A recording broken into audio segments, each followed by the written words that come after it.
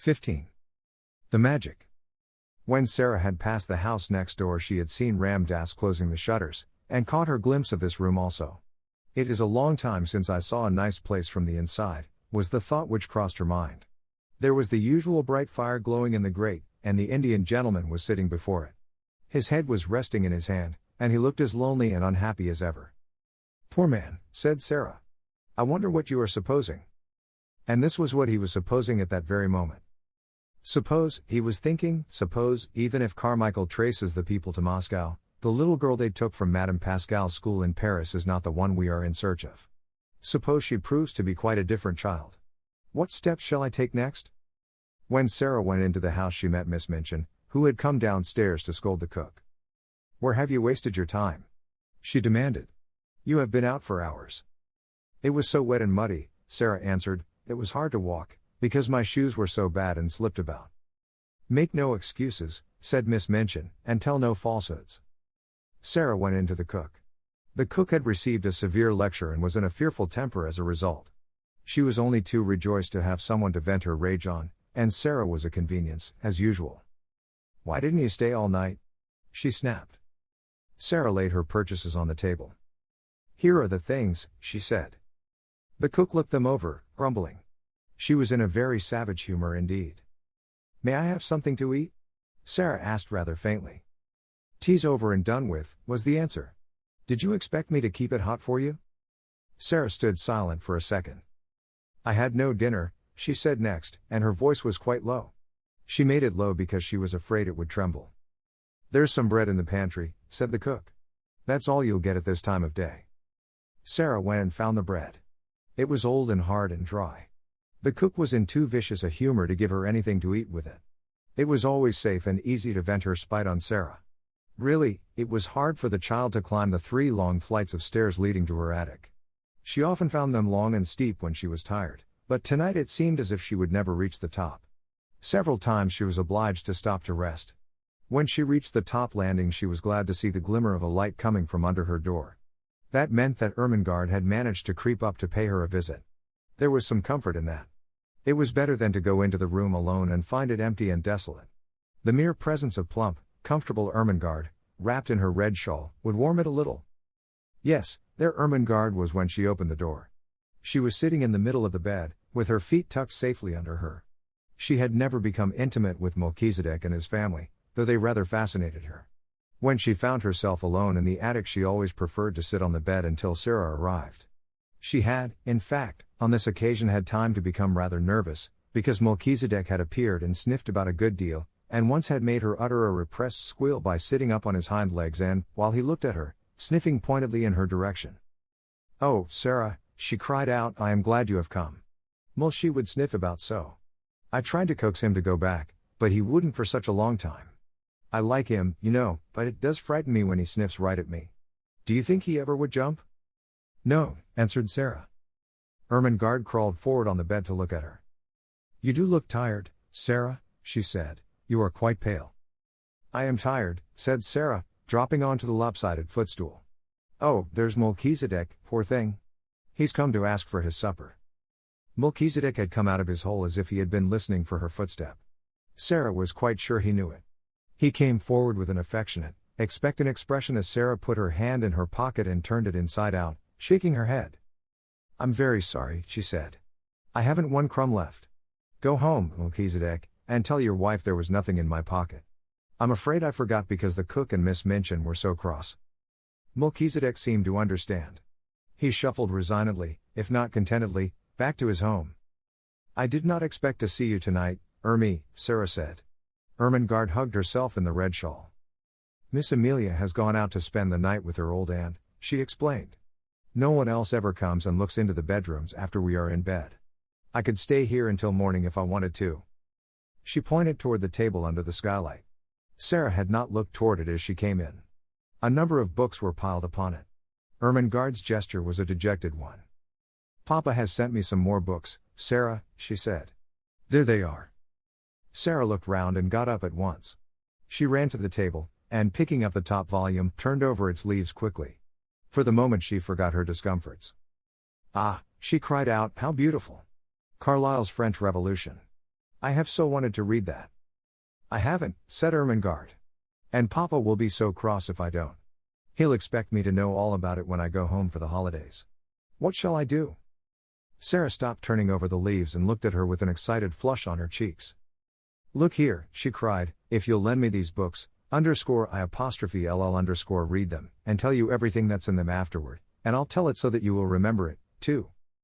Oh goodness, exclaimed Ermengarde. Do you think you can? I know I can, Sarah answered. The little ones always remember what I tell them.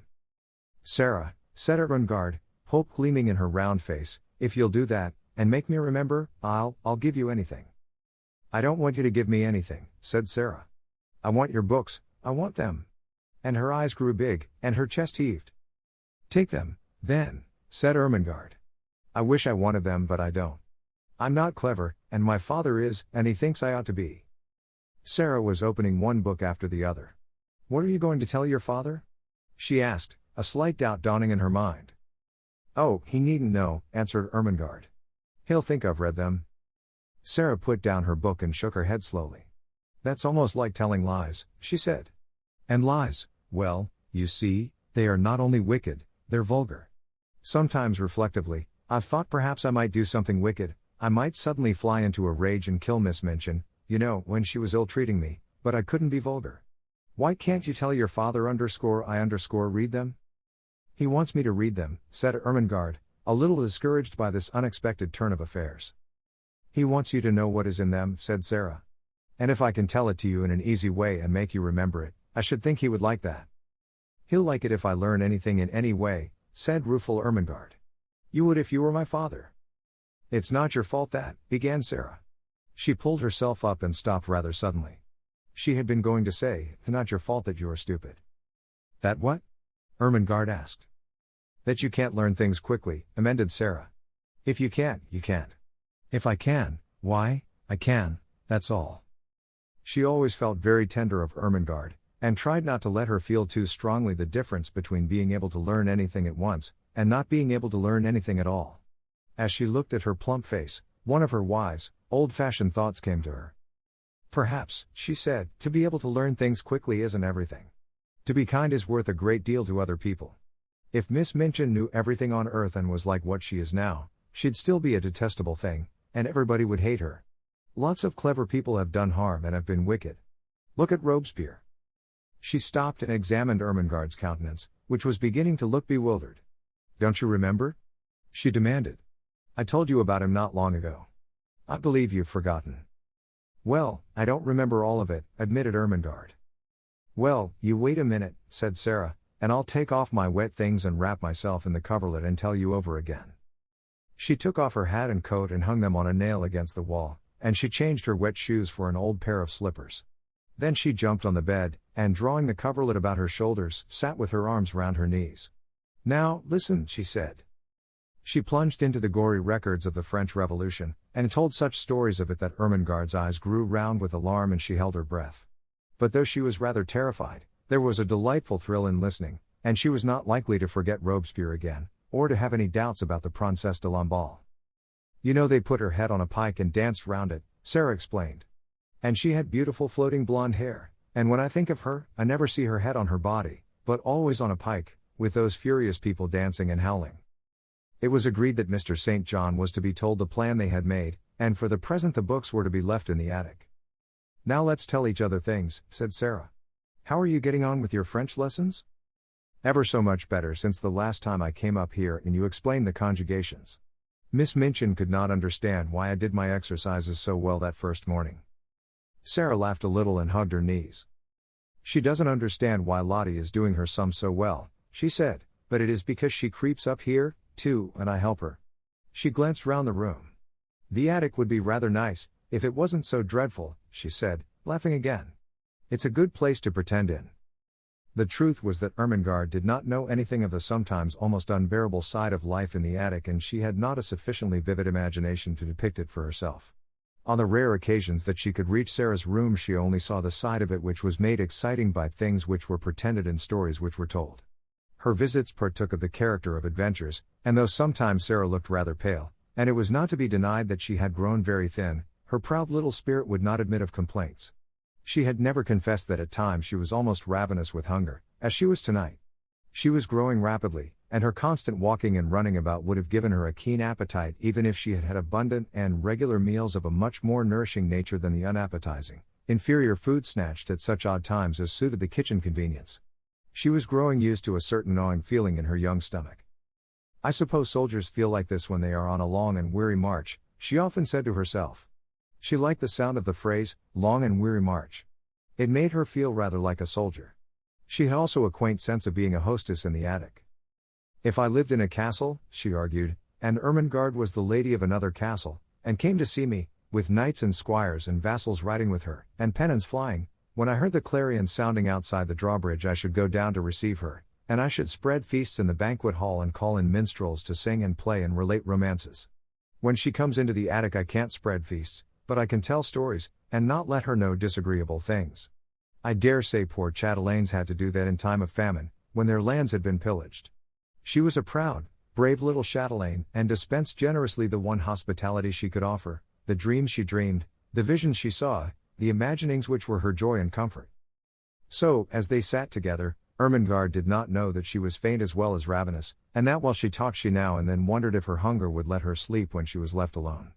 She felt as if she had never been quite so hungry before. "I wish I was as thin as you, Sarah," Ermengarde said suddenly. "I believe you are thinner than you used to be. Your eyes look so big, and look at the sharp little bone sticking out of your elbow." Sarah pulled down her sleeve, which had pushed itself up. "I always was a thin child," she said bravely, "and I always had big green eyes." "I love your queer eyes," said Ermengarde, looking into them with affectionate admiration. "They always look as if they saw such a long way. I love them, and I love them to be green, though they look black generally." "They are cat's eyes," laughed Sarah, "but I can't see in the dark with them, because I have tried, and I couldn't. I wish I could." It was just at this minute that something happened at the skylight which neither of them saw.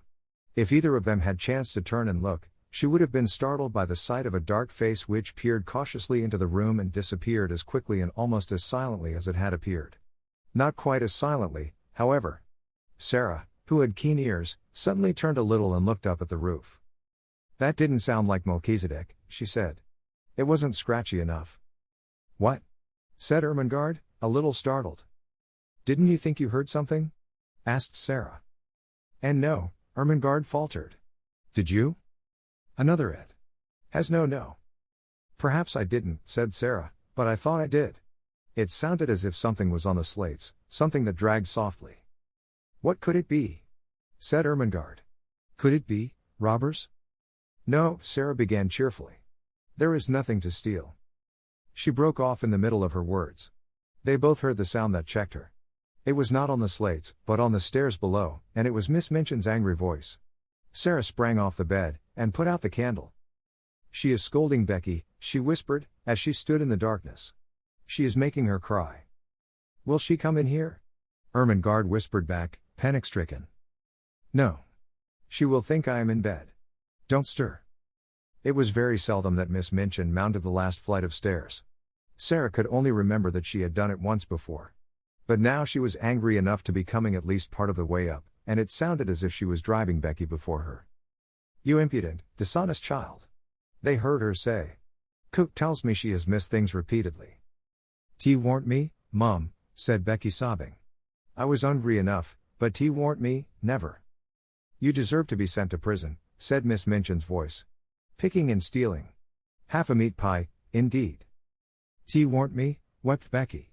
"I could have eat a whole un, but I never laid a finger on it." Miss Minchin was out of breath between temper and mounting the stairs. The meat pie had been intended for her special late supper. It became apparent that she boxed Becky's ears. "Don't tell falsehoods," she said. "Go to your room this instant." Both Sarah and Ermengarde heard the slap, and then heard Becky run in her slipshod shoes up the stairs and into her attic. They heard her door shut, and knew that she threw herself upon her bed. "I could have had two of 'em," they heard her cry into her pillow. "And I never took a bite. 'Twas cook give it to her policeman." Sarah stood in the middle of the room in the darkness. She was clenching her little teeth and opening and shutting fiercely her outstretched hands. She could scarcely stand still, but she dared not move until Miss Minchin had gone down the stairs and all was still. "The wicked, cruel thing!" she burst forth. The cook takes things herself and then says Becky steals them. She doesn't. She doesn't. She's so hungry sometimes that she eats crusts out of the ash barrel. She pressed her hands hard against her face and burst into passionate little sobs, and Ermengarde, hearing this unusual thing, was overawed by it. Sarah was crying. The unconquerable Sarah. It seemed to denote something new, some mood she had never known. Suppose, a new dread possibility presented itself to her kind, slow, little mind all at once. She crept off the bed in the dark and found her way to the table where the candle stood. She struck a match and lit the candle. When she had lighted it, she bent forward and looked at Sarah, with her new thought growing to definite fear in her eyes. Sarah, she said in a timid, almost awe-stricken voice, you never told me, I don't want to be rude, but, are you ever hungry? It was too much just at that moment. The barrier broke down. Sarah lifted her face from her hands. Yes, she said in a new passionate way. Yes, I am. I'm so hungry now that I could almost eat you. And it makes it worse to hear poor Becky. She's hungrier than I am. Ermengarde gasped. Oh, she cried woefully. And I never knew. I didn't want you to know, Sarah said. It would have made me feel like a street beggar. I know I look like a street beggar. No, you don't. Ermengarde broke in. Your clothes are a little queer, but you couldn't look like a street beggar. You haven't a street beggar face? A little boy once gave me a sixpence for charity, said Sarah, with a short little laugh in spite of herself. Here it is. And she pulled out the thin ribbon from her neck. He wouldn't have given me his Christmas sixpence if I hadn't looked as if I needed it. Somehow the sight of the dear little sixpence was good for both of them. It made them laugh a little, though they both had tears in their eyes. Who is he? Asked Ermengarde, looking at it quite as if it had not been a mere ordinary silver sixpence. He was a darling little thing going to a party, said Sarah. He was one of the large family, the little one with the round legs, the one I call Guy Clarence. I suppose his nursery was crammed with Christmas presents and hampers full of cakes and things, and he could see I had nothing. Ermengarde gave a little jump backward. The last sentences had recalled something to her troubled mind and given her a sudden inspiration. Oh, Sarah, she cried. What a silly thing I am not to have thought of it. Of what? Something splendid, said Ermengarde, in an excited hurry. This very afternoon my nicest aunt sent me a box. It is full of good things. I never touched it, I had so much pudding at dinner, and I was so bothered about Papa's books. Her words began to tumble over each other. It's got cake in it, and little meat pies, and jam tarts and buns, and oranges and red currant wine, and figs and chocolate. I'll creep back to my room and get it this minute, and we'll eat it now. Sarah almost reeled. When one is faint with hunger, the mention of food has sometimes a curious effect. She clutched Ermengarde's arm. Do you think you could? She ejaculated. I know I could, answered Ermengarde, and she ran to the door, opened it softly, put her head out into the darkness, and listened. Then she went back to Sarah. The lights are out. Everybody's in bed.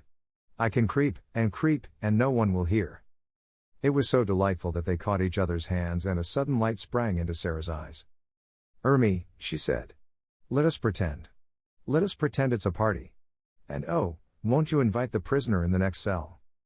Yes. Yes. Let us knock on the wall now. The jailer won't hear. Sarah went to the wall. Through it she could hear poor Becky crying more softly. She knocked 4 times. That means, come to me through the secret passage under the wall, she explained. I have something to communicate. 5 quick knocks answered her. She is coming, she said. Almost immediately the door of the attic opened and Becky appeared. Her eyes were red and her cap was sliding off, and when she caught sight of Ermengarde she began to rub her face nervously with her apron. Don't mind me a bit, Becky, cried Ermengarde. Miss Ermengarde has asked you to come in, said Sarah, because she is going to bring a box of good things up here to us. Becky's cap almost fell off entirely, she broke in with such excitement. To eat, miss? She said. Things that's good to eat?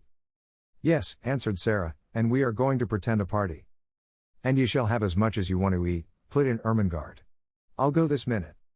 She was in such haste that as she tiptoed out of the attic she dropped her red shawl and did not know it had fallen. No one saw it for a minute or so. Becky was too much overpowered by the good luck which had befallen her. Oh, miss. She gasped, I know it was you that asked her to let me come. It makes me cry to think of it. And she went to Sarah's side and stood and looked at her worshippingly. But in Sarah's hungry eyes the old light had begun to glow and transform her world for her. Here in the attic, with the cold night outside, with the afternoon and the sloppy streets barely passed, with the memory of the awful unfed look in the beggar child's eyes not yet faded, this simple, cheerful thing had happened like a thing of magic. She caught her breath. Somehow, something always happens, she cried, just before things get to the very worst. It is as if the magic did it. If I could only just remember that always. The worst thing never quite comes. She gave Becky a little cheerful shake. No, no. You mustn't cry, she said. We must make haste and set the table. Set the table, miss? Said Becky, gazing round the room. What'll we set it with? Sarah looked round the attic, too. There doesn't seem to be much, she answered, half laughing. That moment she saw something and pounced upon it. It was Ermengarde's red shawl which lay upon the floor. Here's the shawl, she cried. I know she won't mind it. It will make such a nice red tablecloth. They pulled the old table forward, and threw the shawl over it. Red is a wonderfully kind and comfortable color. It began to make the room look furnished directly. How nice a red rug would look on the floor, exclaimed Sarah. We must pretend there is one. Her eye swept the bare boards with a swift glance of admiration. The rug was laid down already. How soft and thick it is, she said, with the little laugh which Becky knew the meaning of, and she raised and set her foot down again delicately, as if she felt something under it. Yes, miss, answered Becky, watching her with serious rapture. She was always quite serious. What next, now? Said Sarah, and she stood still and put her hands over her eyes. Something will come if I think and wait a little in a soft, expectant voice. The magic will tell me. One of her favorite fancies was that on the outside, as she called it, thoughts were waiting for people to call them. Becky had seen her stand and wait many a time before, and knew that in a few seconds she would uncover an enlightened, laughing face. In a moment she did. There, she cried. It has come. I know now. I must look among the things in the old trunk I had when I was a princess. She flew to its corner and kneeled down. It had not been put in the attic for her benefit, but because there was no room for it elsewhere. Nothing had been left in it but rubbish. But she knew she should find something. The magic always arranged that kind of thing in one way or another. In a corner lay a package so insignificant looking that it had been overlooked, and when she herself had found it she had kept it as a relic. It contained a dozen small white handkerchiefs. She seized them joyfully and ran to the table. She began to arrange them upon the red table cover, patting and coaxing them into shape with the narrow lace edge curling outward, her magic working its spells for her as she did it. These are the plates, she said. They are golden plates. These are the richly embroidered napkins. Nuns work them in convents in Spain. Did they, miss? Breathed Becky, her very soul uplifted by the information. You must pretend it, said Sarah. If you pretend it enough, you will see them. Yes, miss, said Becky, and as Sarah returned to the trunk she devoted herself to the effort of accomplishing an end so much to be desired. Sarah turned suddenly to find her standing by the table, looking very queer indeed. She had shut her eyes, and was twisting her face in strange convulsive contortions, her hands hanging stiffly clenched at her sides. She looked as if she was trying to lift some enormous weight. What is the matter, Becky? Sarah cried. What are you doing? Becky opened her eyes with a start. I was pretendin', miss, she answered a little sheepishly. I was trying to see it like you do. I almost did, with a hopeful grin. But it takes a lot of strength. Perhaps it does if you are not used to it, said Sarah, with friendly sympathy, but you don't know how easy it is when you've done it often. I wouldn't try so hard just at first. It will come to you after a while. I'll just tell you what things are. Look at these. She held an old summer hat in her hand which she had fished out of the bottom of the trunk. There was a wreath of flowers on it. She pulled the wreath off. These are garlands for the feast, she said grandly. They fill all the air with perfume. There's a mug on the washstand, Becky. Oh, and bring the soap dish for a centerpiece. Becky handed them to her reverently. What are they now, miss? She inquired. You'd think they was made of crockery, but I know they ain't. This is a carven flagon, said Sarah, arranging tendrils of the wreath about the mug. And this bending tenderly over the soap dish and heaping it with roses, is purest alabaster encrusted with gems. She touched the things gently, a happy smile hovering about her lips which made her look as if she were a creature in a dream. My, ain't it lovely, whispered Becky. If we just had something for bonbon dishes, Sarah murmured. There. Darting to the trunk again. I remember I saw something this minute. It was only a bundle of wool wrapped in red and white tissue paper, but the tissue paper was soon twisted into the form of little dishes, and was combined with the remaining flowers to ornament the candlestick which was to light the feast. Only the magic could have made it more than an old table covered with a red shawl and set with rubbish from a long unopened trunk. But Sarah drew back and gazed at it, seeing wonders, and Becky, after staring in delight, spoke with bated breath. "This air," she suggested, with a glance round the attic, "is it the Bastille now, or has it turned into something different?" "Oh, yes, said Sarah. "Quite different. It is a banquet hall." "My eye, miss!" ejaculated Becky. "A blanket all." And she turned to view the splendors about her with awed bewilderment.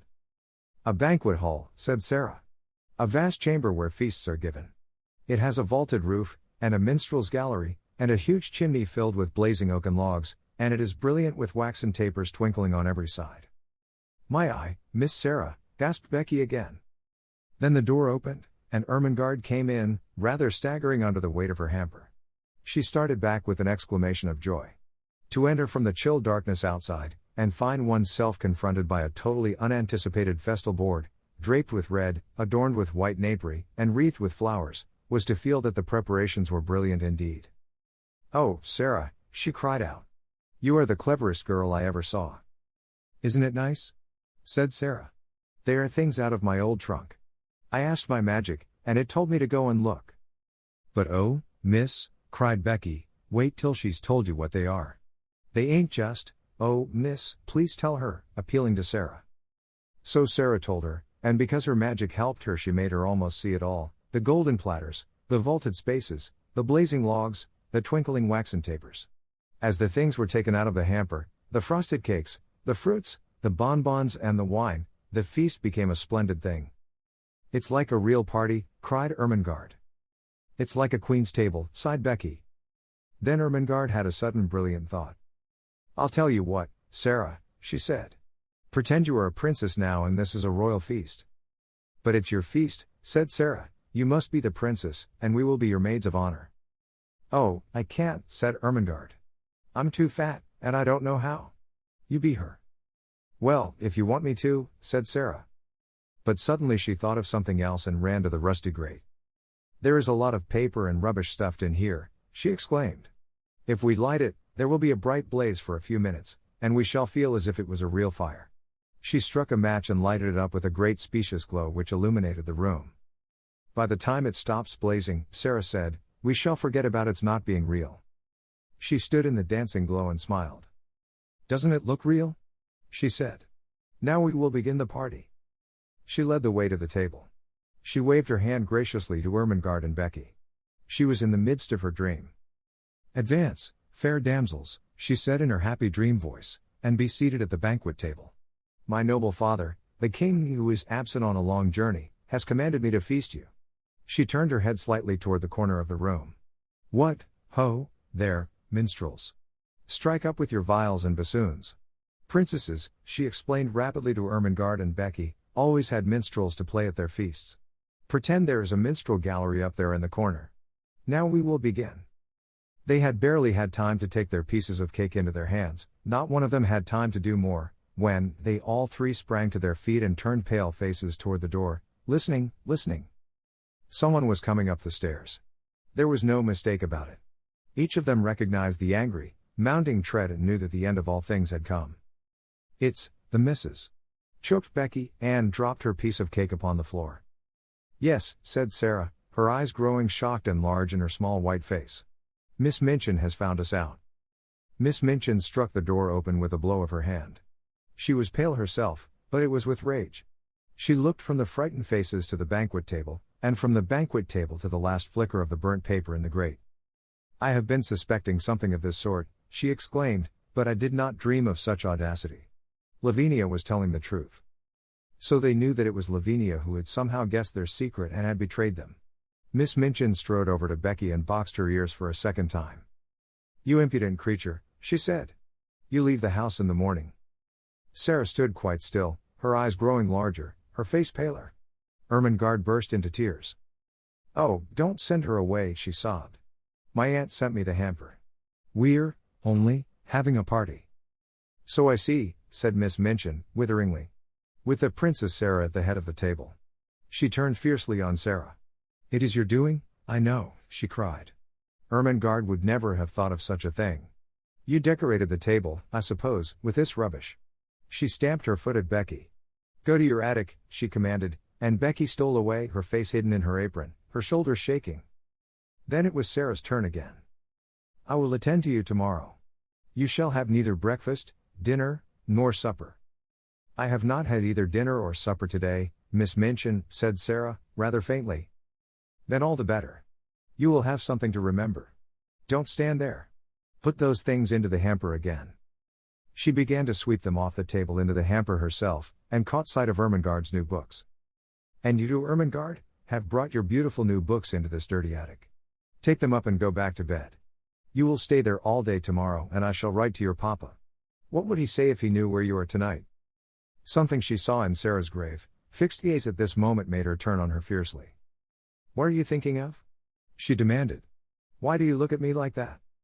"I was wondering," answered Sarah, as she had answered that notable day in the schoolroom. "What were you wondering?" It was very like the scene in the schoolroom. There was no pertness in Sarah's manner. It was only sad and quiet. "I was wondering," she said in a low voice, "what my papa would say if he knew where I am tonight." Miss Minchin was infuriated just as she had been before, and her anger expressed itself, as before, in an intemperate fashion. She flew at her and shook her. "You insolent, unmanageable child," she cried. "How dare you? How dare you?" She picked up the books, swept the rest of the feast back into the hamper in a jumbled heap, thrust it into Ermengarde's arms, and pushed her before her toward the door. "I will leave you to wonder," she said. "Go to bed this instant." And she shut the door behind herself and poor stumbling Ermengarde, and left Sarah standing quite alone. The dream was quite at an end. The last spark had died out of the paper in the grate and left only black tinder, the table was left bare, the golden plates and richly embroidered napkins, and the garlands were transformed again into old handkerchiefs, scraps of red and white paper, and discarded artificial flowers all scattered on the floor. The minstrels in the minstrel gallery had stolen away, and the viols and bassoons were still. Emily was sitting with her back against the wall, staring very hard. Sarah saw her, and went and picked her up with trembling hands. "There isn't any banquet left, Emily," she said. "And there isn't any princess. There is nothing left but the prisoners in the Bastille." And she sat down and hid her face. What would have happened if she had not hidden it just then, and if she had chanced to look up at the skylight at the wrong moment? I do not know. Perhaps the end of this chapter might have been quite different, because if she had glanced at the skylight she would certainly have been startled by what she would have seen. She would have seen exactly the same face pressed against the glass and peering in at her as it had peered in earlier in the evening when she had been talking to Ermengarde. But she did not look up. She sat with her little black head in her arms for some time. She always sat like that when she was trying to bear something in silence. Then she got up and went slowly to the bed. "I can't pretend anything else, while I am awake," she said. "There wouldn't be any use in trying. If I go to sleep, perhaps a dream will come and pretend for me." She suddenly felt so tired, perhaps through want of food, that she sat down on the edge of the bed quite weakly. "Suppose there was a bright fire in the grate, with lots of little dancing flames," she murmured. "Suppose there was a comfortable chair before it, and suppose there was a small table near, with a little hot supper on it. And suppose, as she drew the thin coverings over her, suppose this was a beautiful soft bed, with fleecy blankets and large downy pillows. Suppose, and her very weariness was good to her, for her eyes closed and she fell fast asleep. She did not know how long she slept. But she had been tired enough to sleep deeply and profoundly, too deeply and soundly to be disturbed by anything, even by the squeaks and scamperings of Melchizedek's entire family, if all his sons and daughters had chosen to come out of their hole to fight and tumble and play. When she awakened it was rather suddenly, and she did not know that any particular thing had called her out of her sleep. The truth was, however, that it was a sound which had called her back, a real sound, the click of the skylight as it fell in closing after a lithe white figure which slipped through it and crouched down close by upon the slates of the roof, just near enough to see what happened in the attic, but not near enough to be seen. At first she did not open her eyes. She felt too sleepy and, curiously enough, too warm and comfortable. She was so warm and comfortable, indeed, that she did not believe she was really awake. She never was as warm and cozy as this except in some lovely vision. "What a nice dream," she murmured. "I feel quite warm. I don't want to wake up." Of course it was a dream. She felt as if warm, delightful bedclothes were heaped upon her. She could actually feel blankets, and when she put out her hand it touched something exactly like a satin-covered eiderdown quilt. She must not awaken from this delight, she must be quite still and make it last. But she could not, even though she kept her eyes closed tightly, she could not. Something was forcing her to awaken, something in the room. It was a sense of light, and a sound, the sound of a crackling, roaring little fire. "Oh, I am awakening," she said mournfully. "I can't help it, I can't." Her eyes opened in spite of herself. And then she actually smiled, for what she saw she had never seen in the attic before, and knew she never should see. "Oh, I haven't awakened," she whispered, daring to rise on her elbow and look all about her. "I am dreaming yet." She knew it must be a dream, for if she were awake such things could not be. Do you wonder that she felt sure she had not come back to earth? This is what she saw. In the grate there was a glowing, blazing fire, on the hob was a little brass kettle hissing and boiling, spread upon the floor was a thick, warm crimson rug, before the fire a folding chair, unfolded, and with cushions on it, by the chair a small folding table, unfolded, covered with a white cloth, and upon it spread small covered dishes, a cup, a saucer, a teapot. On the bed were new warm coverings and a satin-covered down quilt, at the foot a curious wadded silk robe, a pair of quilted slippers, and some books. The room of her dream seemed changed into fairyland, and it was flooded with warm light, for a bright lamp stood on the table covered with a rosy shade. She sat up, resting on her elbow, and her breathing came short and fast. "It does not melt away," she panted.